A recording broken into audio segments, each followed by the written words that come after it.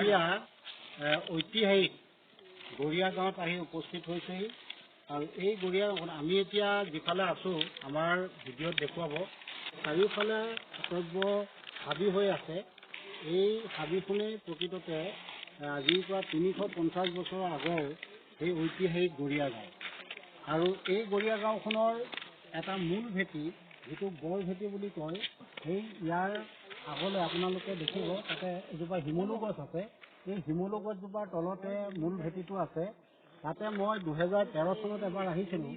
আহোঁতে মোক দেখুৱাৰ মতে তাত দুটা ভেটি আছে, এটাক মছজিদৰ ভেটি বুলি কয় আৰু এটাক মৌলবীৰ ভেটি বুলি কয়। এই সম্পৰ্কত আমাৰ মাজত উপস্থিত থকা ভুৱন চেতিয়া বাইদেউ তেখেত আছে।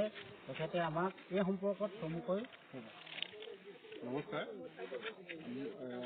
এইটো এই ভেটিটো যথেষ্ট ডাঙৰ ভেটি।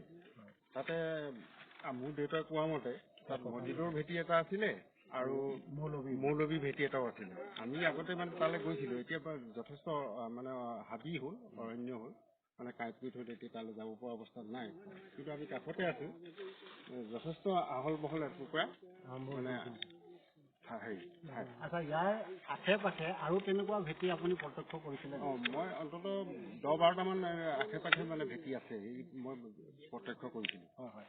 আৰু ইয়াৰ আগলৈ গড়িয়াজনৰ ওচৰত এটা পাটনাথ আছে বুলি আমি তুলন গোহাঁইদেৱৰ বুৰঞ্জীত আমি পাইছিলোঁ, এটা পাটনাথ য'ৰ পৰা এই গড়িয়া গাঁৱৰ বাকী মানুহখিনিয়ে পানী খাইছিলে।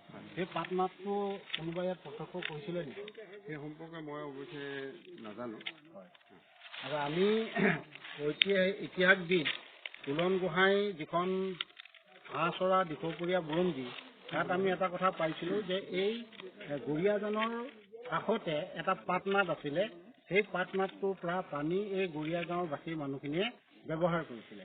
গতিকে এতিয়া আমি অৱশ্যে যথেষ্ট হাবি হৈ গ'ল, আমি দেখুৱাবলৈ অসমৰ্থ। গতিকে আমাৰ থলুৱা যিসকল ব্যক্তি আছে তেখেতসকলে হয়তো এই কথাটো শুনিছে বা জানিছে। গতিকে এই কথাখিনি ঐতিহাসিকভাৱে যে সত্য সেই কথাটো ইয়ে প্ৰমাণ কৰে। আৰু তুলন গোহাঁইদেৱে বাৰম্বাৰ মোক এটা কথা কৈছিলে তেখেত জীৱিত অৱস্থাত, যে বাঘ হাজৰিকাৰ জন্ম এই গাঁওখনতে হৈছিলে বুলি কয়। আৰু যেতিয়া শৰাইঘাট যুদ্ধৰ পাছত তেখেতে দয়াচাৰিল লৈ তেখেতক ভেটি দি পেলাই তুলি নিছিলে আৰু তাতে বাঘ ধৰা পুখুৰীটো খান্দিছিলে। গতিকে এই কথাখিনি তেখেতৰ বুৰঞ্জীত লিপিবদ্ধ আছে। গতিকে এই কথাখিনি মই শুনিছিলোঁ। গতিকে এইখিনি ইয়াতে মই আপোনালোকক জনাইছোঁ। ধন্যবাদ। এইটোৱে এটা বাঘ হাজৰিকা ভেটি আছিল আৰু এতিয়া এই দৰিকা নদীৰ মথাউৰি নিৰ্মাণ অৱস্থাত আছে আৰু সেই মথাউৰি নিৰ্মাণ কৰিবলৈ যাওঁতে এই ভেটিটো কিছু অংশ খান্দি পেলোৱা হৈছে আৰু হয়তো 2-3 দিনৰ পিছত এই ভেটিটো কোনো চিন্তাত নাথাকিবগৈ পাৰে। ভেটি এটা যে আছিলে ধৰিব পৰা যায় আৰু